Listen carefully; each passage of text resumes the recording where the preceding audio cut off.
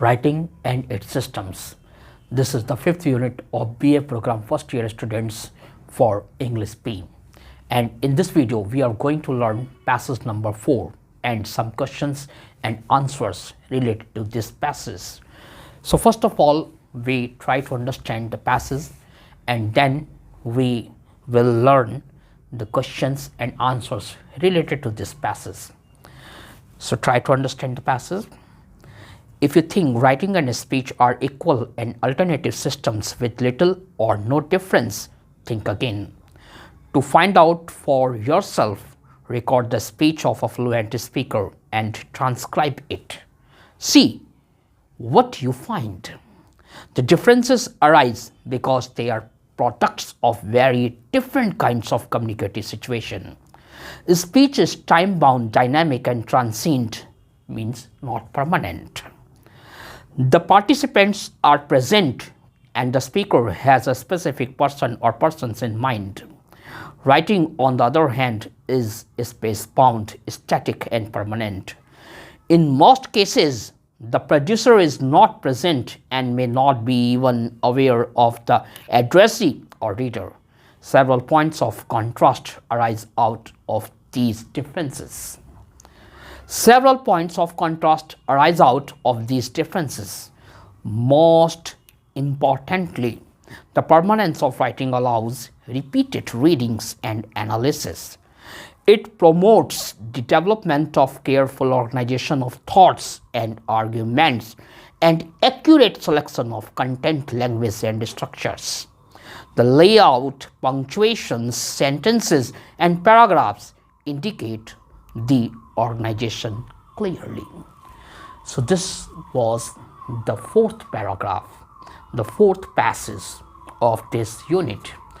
Now try to understand this unit in Hindi also. If you think writing and speech are equal and alternative systems with little or no difference, think again. अगर आपका ये ख्याल है कि writing और speech ये समान हैं या विकल्पात्मक रूप से इनमें थोड़ा अंतर है या बिल्कुल भी अंतर नहीं है या ना के बराबर अंतर है, तो आपको पुनः विचार करने की आवश्यकता है। तो आप दोबारा इस पर विचार कीजिए। To find out for yourself, स्वयं को पाने हेतु, अपने आप को तलाशने के लिए, to find out for yourself, record the speech of a fluent speaker and transcribe it.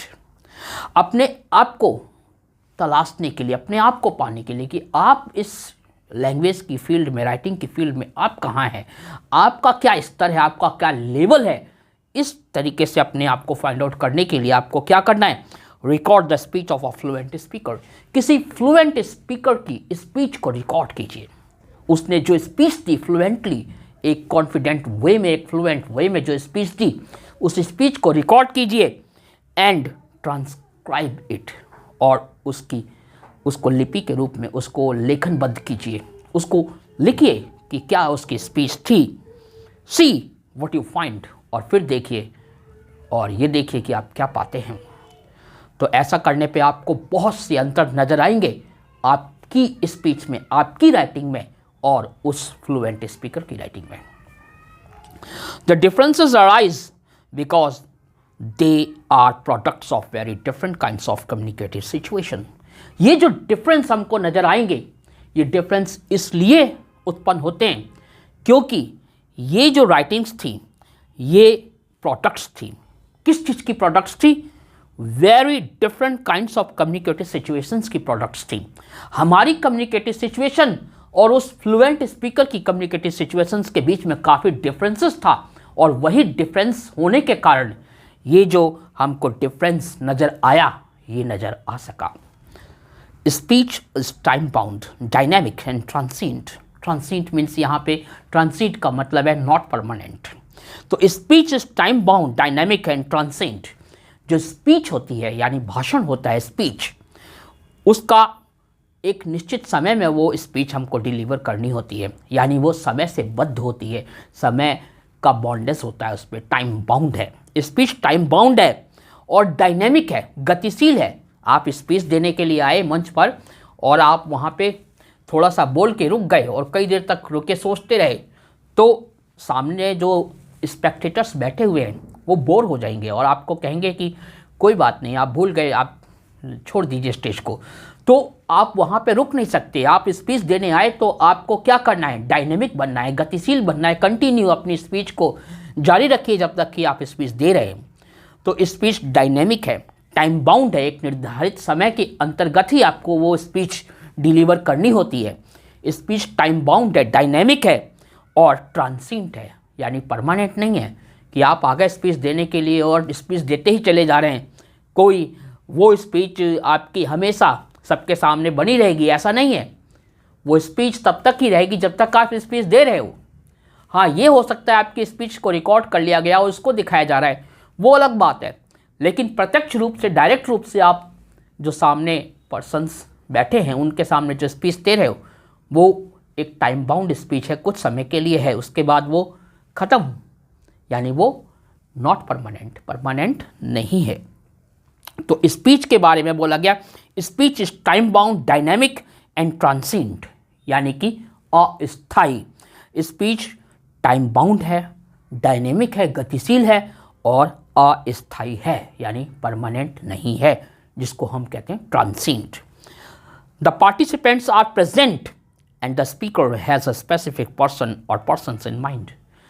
जो स्पीच देने वाले जो पार्टिसिपेंट्स हैं वो प्रेजेंट होते हैं अपनी अपनी स्पीच देने के लिए, और उस समय उनके माइंड में कोई स्पेसिफिक पर्सन होता है या एक से ज़्यादा स्पेसिफिक पर्सन्स होते हैं जिनके बारे में वो सोच रहे होते हैं कि मैं इसकी तरह स्पीच दूंगा या इसकी तरह बोलूँगा या इसकी तरह ये करूँगा, और फिर लोगों के ऊपर एक छाप, एक इम्प्रेशन छोड़ के जाऊँगा। तो इस तरीके से जो पार्टिसिपेंट्स होते हैं जब वो प्रेजेंट होते हैं अपनी अपनी स्पीच के लिए, तो कोई ना कोई उनके ख्याल में कोई ना कोई विशेष पर्सन या पर्सन्स उनके माइंड में होते हैं, ऐसा बताया गया। Writing on the other hand is space bound, static and permanent. वहीं दूसरी ओर अगर हम लेखन की बात करें, राइटिंग की बात करें, स्पीच की बात ना करें, हम अगर दूसरी तरफ जाएं और राइटिंग के ऊपर बात करते हैं, अगर हम if we are talking about writing then writing on the other hand, वहीं दूसरी तरफ राइटिंग के बारे में बताया गया है कि writing is space bound. Writing एक स्पेस बाउंड है, यानी एक निश्चित स्थान में ही आपको राइटिंग लिखना होता है, एक निश्चित शब्दों में, एक निश्चित वाक्यों में ही उस राइटिंग को आपको लिखना होता है। इसलिए राइटिंग को बोला स्पेस बाउंड है, स्टैटिक है, यानी आपने एक बार किसी लेखन को लिख दिया या कोई आपने बुक छाप दी तो वो रहेगी, स्थायी रहेगी। स्टैटिक है, स्थिर है। स्टैटिक का मतलब यहाँ पे वो स्थिर है, वो अपनी जगह फिक्स रहेगी, जहाँ पे लिखा वो वही रहेगी। हाँ, हो सकता है उसकी प्रतिलिपियाँ बना के, उसकी कॉपीज़ बना के डिफरेंट कर दी जाए, वो अलग बात है, लेकिन आपके हाथों से लिखी गई राइटिंग जिस जगह लिखी है वही रहेगी, इसलिए वो स्टैटिक है, स्थिर है एंड परमानेंट, और परमानेंट है यानी स्थायी है, यानी वो बनी रहेगी। एक बार किसी राइटर ने बुक लिख दिया तो वो मर भी जाए तो वो बुक उसकी चलती रहती है, जब तक कि बुक की डिमांड रहती है, मार्केट में बुक चलती रहती है। तो इस तरीके से हम कहते हैं कि वो स्थायी है, और डिमांड ना भी हो तो वो लाइब्रेरी में अवेलेबल रहती है, किसी खास जगह अवेलेबल रहती है, तो वो बुक परमानेंट है। तो कहने का मतलब है राइटिंग परमानेंट है, स्पीच परमानेंट नहीं है। राइटिंग स्थायी है और स्पीच अस्थायी है। स्पीच ट्रांसिएंट है, राइटिंग परमानेंट है। तो राइटिंग के बारे में ये बताएगा कि राइटिंग स्पेस बाउंड है, स्टैटिक है और परमानेंट है। In most cases the producer is not present and may not be even aware of the addressee और रीडर। अधिकतर केसेस में क्या होता है, जो प्रोड्यूसर है, प्रोड्यूसर यहाँ पे लेखक को कहा गया, राइटर को कहा गया, ऑथर को कहा गया, पोइट को कहा गया है, या पोइटेस हो सकती है, या ऑथरेस हो सकती है, या नरेटर हो सकता है। तो in most cases the producer is not present and may not be even aware of the addressee or reader। अधिकतर केसेस में जो राइटर होता है उसे किसको वो संबोधित कर रहा है उसके बारे में वो जागरूक नहीं होता, और उसे ये भी नहीं पता होता कि कौन कौन उसके रीडर बनेंगे। तो अधिकतर केसेस में राइटर को या प्रोड्यूसर को रीडर के बारे में या एड्रेसी के बारे में कोई ज्ञान नहीं होता है। Several points of contrast arise out of these differences, और यही वो डिफरेंसेस हैं किसमें, स्पीच में और राइटिंग में। स्पीच और राइटिंग में जो डिफरेंसेस हैं, ये जो डिफरेंसेस हैं, यही डिफरेंसेस क्या करते हैं, इनके बीच में बहुत सारे विरोधाभास के अंतर पैदा करते हैं। Several points of contrast arise out of this differences, इन्हीं डिफरेंसेस के कारण अनेकों विरोधाभास उत्पन्न होते हैं इन दोनों के बीच में। किन दोनों के बीच में, स्पीच और राइटिंग के बीच में। Most importantly the permanence of writing allows repeated reading and analysis. सबसे ज़्यादा इंपॉर्टेंट बात यहाँ पे राइटिंग के लिए ये है कि राइटिंग जो होती है वो परमानेंट होती है नेचर में, और क्योंकि वो परमानेंट है तो वो रिपीटेड रीडिंग अलाउ कराती है रीडर को। यानी रीडर उस राइटिंग को जितनी बार चाहे उतनी बार उसको रीड कर सकता है, और रीड करके अगर एक बार में उसको वो चीज़ समझ नहीं आ रही है तो उसको वो 2 बार 3 बार 10 बार 1000 बार रीड करके उसको वो समझ के ही रहता है। और हो सकता है कि स्पेक्टेटर्स बैठे हुए हैं और स्पीच देने वाला स्पीकर बोल के चला गया, उन दर्शकों को कुछ समझ में नहीं आया, फिर वो स्पीच उनके माइंड से दूर हो गई, लोग अपनी अपनी जगह चले गए और भूल गए उस स्पीच को और उसकी कही गई बात को भी भूल गए।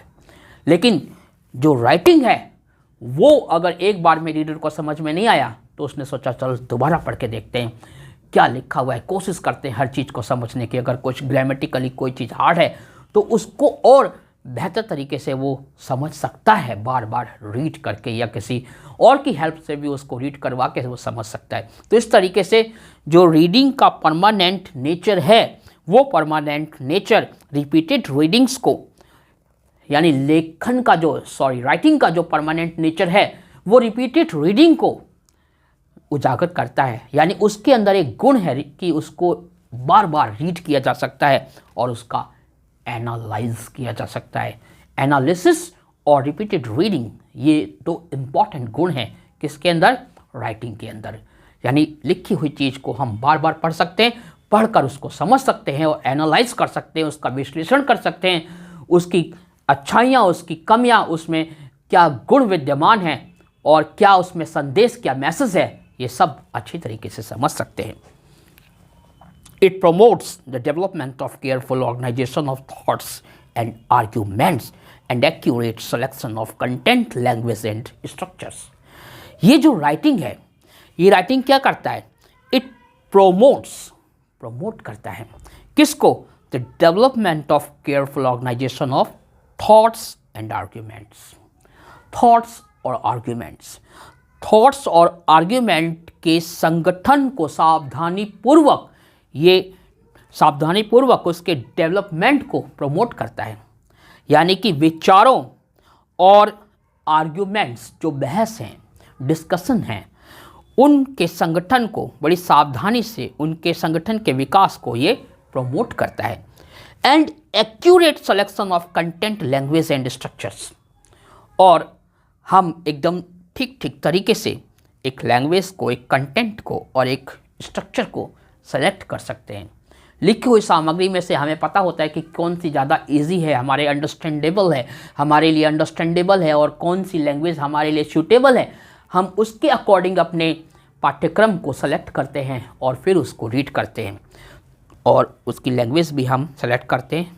हमें लिखने की शैली, लिखने की स्टाइल, उसका स्ट्रक्चर्स भी हमें देखना होता है कि किस राइटर ने कितने सरल तरीके से लिखने की और समझाने की कोशिश की है। तो हम उसकी बुक ज़्यादा पढ़ना चाहेंगे दूसरे राइटर की कंपैरिजन में, जिसने हार्ड तरीके से या डिफ़िकल्ट वर्ड्स को या डिफ़िकल्ट तरीके से हार्ड ग्रामेटिकल पॉइंट्स को उसमें डाला है। तो यहाँ पे राइटिंग का एक और फ़ायदा है कि हम कंटेंट, लैंग्वेज और स्ट्रक्चर्स को, जो भी हमें पढ़ना है, उसको देखकर अच्छी तरीके से उसका सिलेक्शन कर सकते हैं। सिलेक्शन का चुनाव हमारे पास रहता है लेखन के क्षेत्र में, राइटिंग के क्षेत्र में। The layout, punctuations, sentences and paragraphs indicate the organisation clearly. यहाँ पे जो वाक्य रचना है या जो भी राइटिंग की रचना है, पंक्चुएशंस हैं जिनको हम कहते हैं विराम चिन्ह वगैरह, सेंटेंसेस, वाक्य, पैराग्राफ्स, अनुच्छेद, इन सब का जो संगठन है वो स्पष्ट रूप से ये सारा स्पष्ट रूप से हमें देखने को मिलता है। हम इसको स्पष्ट रूप से इसका चुनाव कर सकते हैं और इनको समझने की कोशिश कर सकते हैं राइटिंग के क्षेत्र में, और ऐसा हम नहीं कर पाते किस क्षेत्र में, स्पीच के क्षेत्र में। तो ये हमारा पैसेज था, इस पैसेज को हमने समझा। अब इस पैसेज से रिलेटेड कुछ क्वेश्चंस और उनके आंसर्स को समझने की कोशिश करते हैं। तो फर्स्ट क्वेश्चन है, what are the 3 main characteristics of speech? Speech की 3 प्रमुख विशेषताएं क्या हैं, भाषण की 3 प्रमुख विशेषताएं क्या हैं? आंसर है इसका, the 3 main characteristics of speech are it's time bound, dynamic and transient. Speech की जो 3 विशेषताएं हैं, प्रमुख विशेषताएं, वो है इसका टाइम बाउंड होना, समयबद्ध होना, दूसरा डायनेमिक होना, गतिशील होना, और तीसरा ट्रांसिएंट यानी कि अस्थायी, नॉट परमानेंट होना। दूसरा question, what are the 3 main characteristics of writing? Writing यानी लेखन की 3 प्रमुख विशेषताएं कौन सी हैं? The 3 main characteristics of writing are its being space bound, static and permanent. Writing की जो 3 विशेषताएं हैं वो 3 विशेषताएं हैं। पहली विशेषता है space bound, writing space bound होती है, एक पर्टिकुलर स्पेस में ही उस राइटिंग को लिखना होता है। दूसरा स्टैटिक, स्थायी होती है, जहां आपने लिखा वो वहीं रहती है। और तीसरा परमानेंट, राइटिंग परमानेंट होती है, एक बार आपने जो लिख दिया वो हमेशा के लिए बना रहता है। थर्ड क्वेश्चन आता है, what are the most important merits of writing? Writing की सबसे ज़्यादा महत्वपूर्ण गुण या क्वालिटीज़ कौन सी हैं? तो आंसर है, the most important merits of writing are careful organisation of thoughts and arguments and accurate selection of content, language and structures. लेखन के सर्वाधिक महत्वपूर्ण गुण विचारों व तर्कों का सावधानीपूर्वक संगठन व विषय सामग्री, भाषा तथा संरचना का सही चयन है। तो ये कुछ क्वेश्चंस थे और उनके आंसर्स थे, और हमने आज पैसेज नंबर 4 को समझा। तो ऐसे ही इम्पॉर्टेंट वीडियोस को देखने के लिए आप चैनल को सब्सक्राइब कीजिए। आपका प्यार, आपका सपोर्ट जब मिलेगा तो मैं अथाह मेहनत करने के लिए तैयार हूँ। मैं आपको रोज़ प्रोवाइड करवाऊँ ऐसे नॉलेजेबल थिंग्स, और आपको फ्री में सारा ज्ञान बांटने के लिए तैयार हूँ। मेहनत करने के लिए बना हूँ और मैं मेहनत करूँगा। बस आपका प्यार, आपका सपोर्ट चाहिए। So thank you very much. Thanks a lot.